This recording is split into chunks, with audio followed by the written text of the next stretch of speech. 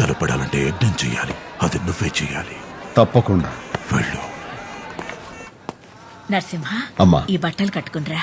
అలాగే. నువ్వు చెప్పు. నువ్వే చెప్పక్క.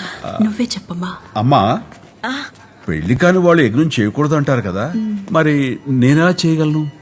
నీకు చిన్నప్పుడే పెళ్లి జరిగింది. 6 ఏళ్ల వయసులోనే సిద్ధమ్మతో జరిగింది.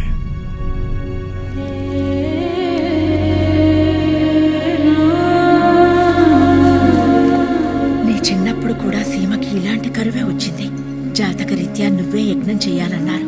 తప్పనిసరి పరిస్థితుల్లో నీకప్పుడు సిద్ధమనిచ్చి పెళ్లి చేసి యజ్ఞం చేయించాం.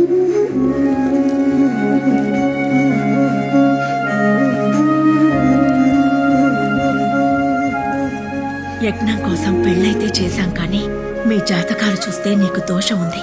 2 పుష్కరాల వరకు మీ భార్యాభర్తలు ఒకరినొకరు చూసుకుంటే